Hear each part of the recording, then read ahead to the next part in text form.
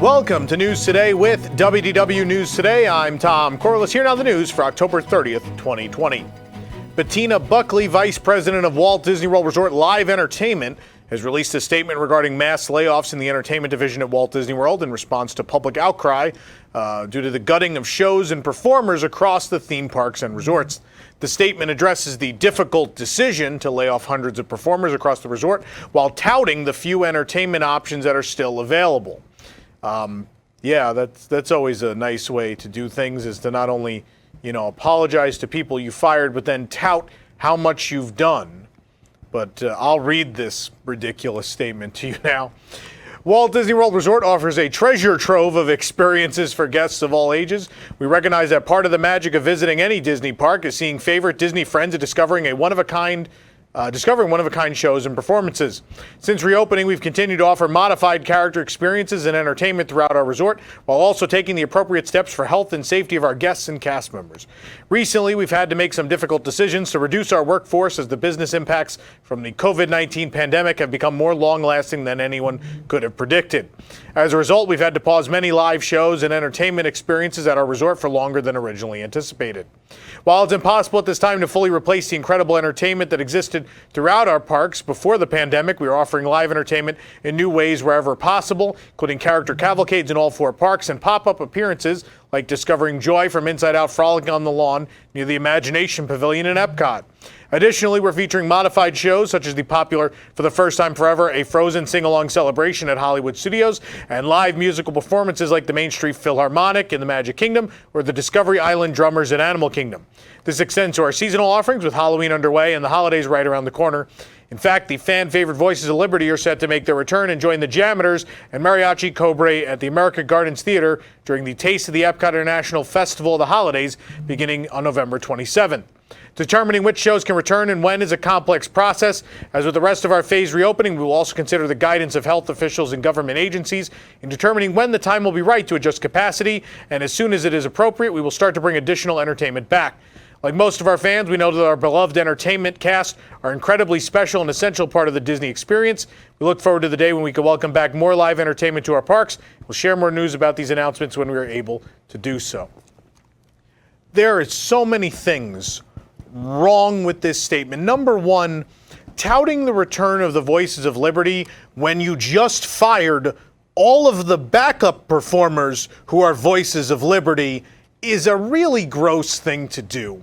That is profoundly gross. You fired half of those people and you're going to come out and bust them out in your press release like you've done someone some kind of favor because you brought back half of them?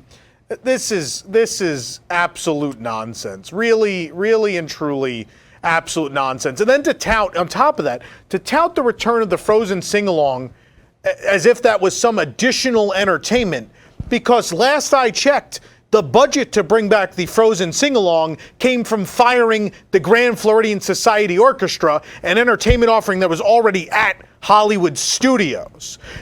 Giving people additional entertainment would be having both of those things, both the Disney Society Orchestra and Frozen, which, by the way, perform in 2 different locations, so you could have both.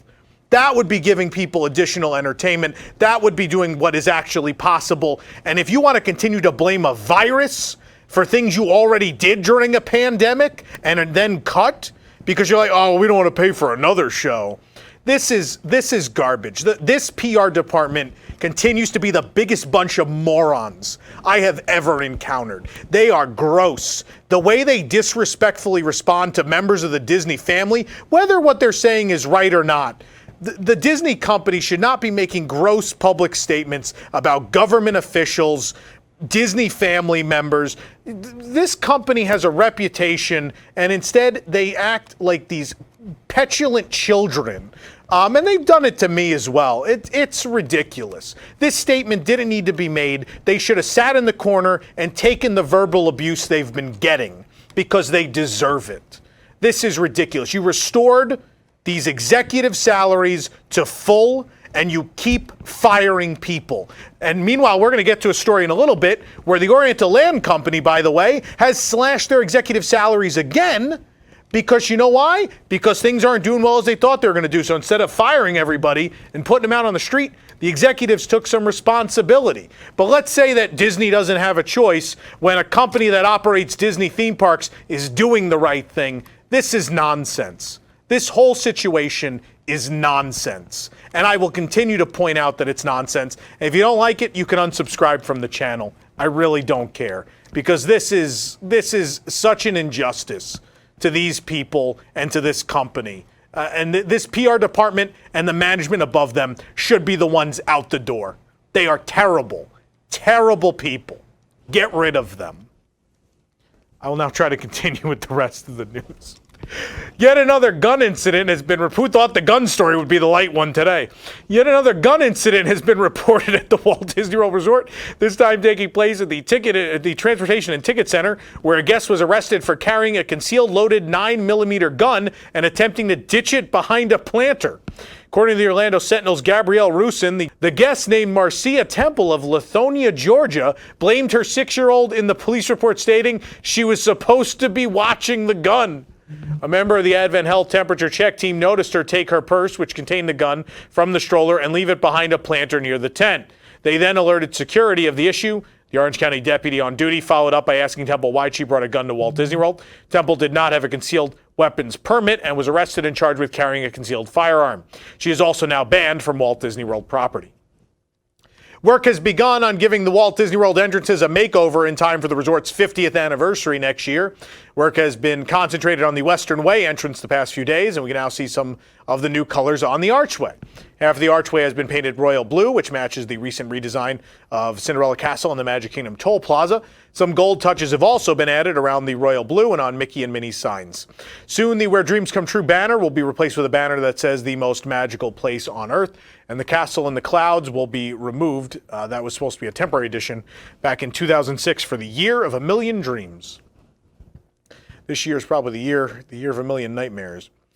Tom Sawyer Island and the Liberty Square Riverboat have both closed for a months-long refurbishment of the Magic Kingdom that's now extended through February 28, 2021. Of course, while fans of Frontierland and Liberty Square alike will miss these classic attractions for the time being, we do get a neat behind-the-scenes look at parts of the riverboat attraction as the drainage process has begun. As more and more water is slowly drained from the rivers of America, the ride track for the riverboat begins to emerge, and most guests don't even know that there is a track. So it's pretty cool to see. We've got some good news and bad news for you from the Magic Kingdom. The bad news is the Sharing the Magic statue featuring Roy Disney and Minnie Mouse at the entrance of the park has been moved. So your photos alongside the two bronze icons may look a little different for the next few months. But the good news of this on an annual basis is that it makes room for the park's iconic Christmas tree, meaning the holiday season is right around the corner. The Sharing the Magic statue is located at the center of Town Square. Typically, it's now moved over by City Hall. This is because the Christmas tree will go right over this spot in the planter right there, and we're excited to see it. I think we need a little Christmas right this very minute, right? Monorail Blue is back in action at Walt Disney World after a refurbishment that gave it a somewhat refreshed interior. For the first time, the monorail has silver deltas that can be found on the outside. A sticker for J. Vendor and Associates can be found on the outside the cockpit doors. The silver nicely complements the blue, giving it a classy touch, and inside the sleek-looking interior matches the one that Monorail Peach received back in July, with Monorail Blue getting its own logo. While the logos are new, elsewhere things don't look quite as fresh. The gray seats seemed recovered rather than replaced, and the floor looks like it didn't get any attention. So it looks like they're still in the process of working on this one, but it's at least back in service. The Little Chef has done it again. The official attraction marquee for Remy's Ratatouille Adventure has been installed inside the France Pavilion expansion at EPCOT. The dark blue and gold marquee is outfitted with 200 individual light bulbs. So far, many of the design elements for Remy's Ratatouille Adventure have matched the Disneyland Paris counterpart. However, this sign is pretty different, with gold leaf adding an unexpected touch of opulence, plus Chef Remy himself on the sign. The marquee now sits perched atop the attraction's entrance, hoisted onto a wrought iron overhang. Do note that while the final finishing touches are being made to the exterior, the rumor is that the interior is far from done and the attraction will not open this year. Spice Road Table in Epcot's Morocco Pavilion will no longer be accommodating dining reservations beginning December 10, 2020. This comes soon after the news that Disney is taking over all operations of the Morocco Pavilion. Disney says they are not permanently closing Spice Road Table, just that it will not be accepting reservations. They have not clarified if this means they'll be accepting walk-ups or if the location is closed during this time. It's very unclear. We'll see what happens as Disney takes over operations of this restaurant. Disney has announced newly revamped boarding group procedures for Star Wars Rise of the Resistance at Disney's Hollywood Studios. Guests now have the option of booking as early as 7 a.m. on the day of their Disney Park Pass reservation from the comfort of their hotel room or any location near the park. What that means, we don't know. We don't know how close you have to be. We're going to find out, I'm sure, in a couple days. But guests still have the option of securing a boarding group during the 2 p.m. virtual queue opening as well. However, they must be in the park for that one. To better help guests visiting Hollywood Studios plan ahead for their day at the park, Disney is piloting a new approach to the virtual queue system. Starting November 3rd, here's how it'll work. Again, guests with a valid ticket or annual pass and a Disney Park Pass reservation for studios will be able to access the virtual queue system and check it for an available boarding group starting at 7 a.m. on the day of their park reservation. This can be done before you leave your Disney Resort hotel or wherever else nearby you might be at the time. Just as we do now, the virtual queue will reopen daily at 2 p.m. for anyone who wasn't already able to join a boarding group. Note, guests must be inside Hollywood Studios again for that second opportunity. This new approach will hopefully make a day at Hollywood Studios more enjoyable and relaxing, as guests no longer need to be inside a park each morning to request a boarding group. I don't know if this really makes anything better. It just means you're prepared to be disappointed before you arrive. There's got to be a better way. Got to be. It's beginning to look a lot like Christmas. Yeah, this is our Halloween episode. We're going to talk about Christmas stuff some more. We took a stroll through Hollywood Studios to check out some of the Christmas decor that's been erected through the park. Do note that these are just the first hints of Christmas that have arrived. On Hollywood Boulevard, the dancing mini ornaments are back in the windows of Five and Dime. Around the corner, the red and white tinsel stars now line Sunset Boulevard, and the stars are affixed to each lamppost. Over at Echo Lake, a temporary bridge has been set up to install the park's main Christmas tree on the little island there. And with Halloween wrapping up, Christmas decorations will be going up quickly over the next few days. The horses and cast members of Circle D Ranch at Disneyland Resort are ready for Halloween. Disney Parks blog shared photos of the Circle D horses dressed up in costumes designed by their human handlers. Percheron draft horses Chief and Chad, ridden by Shanna Miner and Jordan Nelson, are bedecked with flowers to represent traditional carousel horses. Jack, a Percheron and Belgian draft horse mix, is dressed as the African Okapi. He's joined by cast member Alyssa Dennison, dressed as a zookeeper. Clydesdale draft horse Maximus is dressed as a baked potato. Cast members Cindy Palacios, Margaret Escobedo, sorry, I'm bad with names, and Alyssa Lambert join him with their own chef hats and silverware. Val, a Percheron draft horse, is ready for the holidays with cast member Jill Borges. Brabant draft horse Finn is dressed as Flynn Rider with Tara Parker as his Rapunzel. We think he might have got Flynn's nose right. And finally, Percheron draft horse Gracie is sweet as can be with Hannah Richter. While Walt Disney World's phase reopening is well underway, the Disneyland Resort, of course, remains stalled with cancellations for hotel guests now through November 14th. Guests with existing reservations have begun to receive emails notifying them of the cancellation. We broke the news that Disneyland Paris will be closing once again on October 30th due to a lockdown order within France. Now the park has announced its operating plans for the foreseeable future. Disneyland Paris posted the following statement on their website, quote, "In line with the latest direction from the French authorities, Disneyland Paris will be closing at the end of the day on October 29th. In anticipation of celebrating the Christmas holiday season, we will be taking reservations from December 19th through January 3rd and hope to be open based on prevailing conditions and government guidance at that time. Disneyland Paris will be closed from January 4th through February 12th. Please check back on the website for regular updates. If you have a booking with us during the above-mentioned periods, please check back here for our latest commercial conditions. We thank you for your continued loyalty and understanding during this difficult period."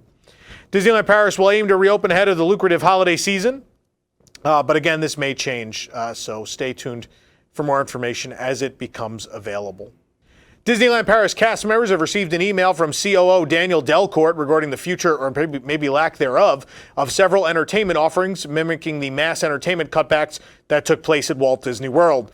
In summary, the email says that the union will be meeting on November 16th to discuss the future of certain entertainment. Some cast members will be permanently relocated, while some will be departing. The email specifically references Buffalo Bill's Wild West show with Mickey and Friends, and Motor's Action Stunt Show Spectacular, which seem to confirm that these attractions might be permanently canceled. The email also addresses puppeteers, Disney Village street performers, and some musicians. Motors action never returned with the reopening of the parks. Instead, it became a modified stage for the Jungle Book Jive, which unfortunately never actually premiered. Buffalo Bill's Wild West show was an opening day Euro Disney attraction, while Motors Action was an opening day Walt Disney Studios park attraction. Of course, a version of that stunt show operated from 2005 to 2016 as Lights Motors Action right here in Orlando. Puppeteers are from the Lucky Nugget Saloon or other venues, while musicians would include the bands who play in Town Square and many others. French labor laws have made it hard for Disney to cut these despite many attempts to do so over the years. According to Decor, Disneyland Paris is shifting its focus from permanent shows to seasonal entertainment due to guest demand. The internal rumors are that the Walt Disney Company wants simply not to have full-year entertainment unless it's IP-based, and then everything else just on a seasonal basis. So, more bad news for Disney parks entertainers around the world. Back in June, the Oriental Land Company reduced salaries for their executives until March of 2021 amid the low business performance surrounding the extended closure. But as a result of disappointing Q2 financial results and predictions that low revenue will continue through the end of the year, the fiscal year in March 2021, the company is cutting executive salaries further for the rest of the fiscal year. According to official press release, these cuts are expected to affect 21 executives and directors within the Oriental Land Company. The following cuts will be made effective November 1st. CEO I'm going to ruin these names. Toshio Kagami will have his salary reduction increased from 30% to 60%. Other executive level officers will have their salary reductions increased from 20% to 55%. The Board of Corporate Auditors will have their salary reductions increased from 20% to 50%.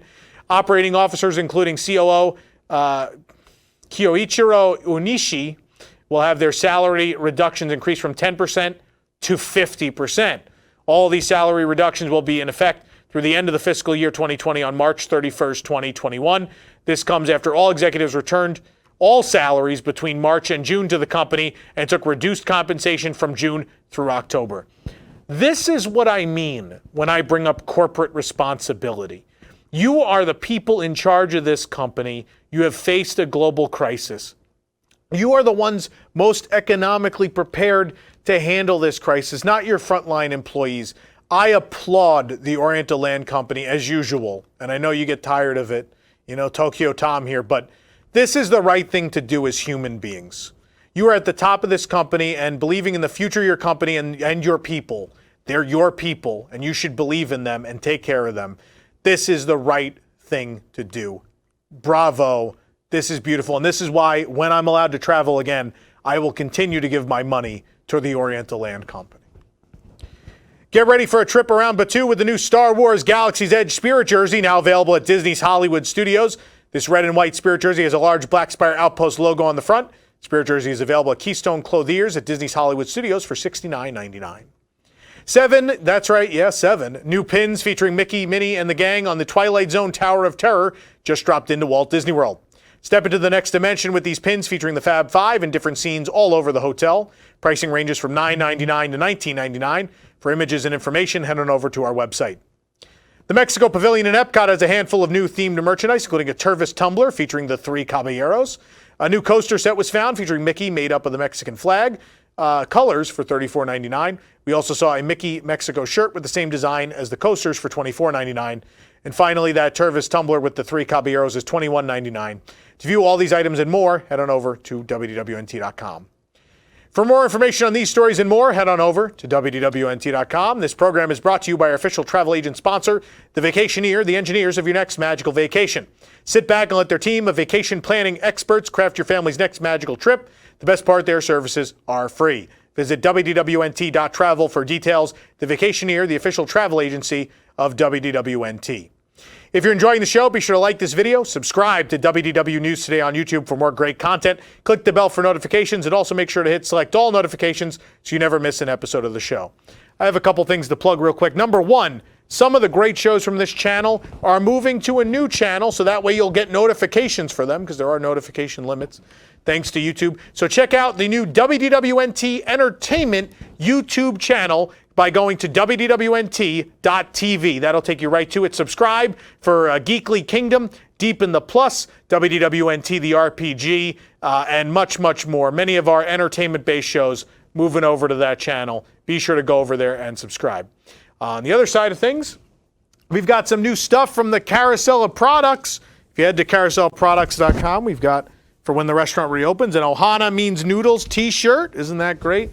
For $20. And if you're a fan of WDW News Tonight, we've got a lot of great stuff. We have a $5 magnet to put on your car or your fridge, and we even have a brand new shirt for $20 with the WDW News Tonight logo, and it says what I yell every week.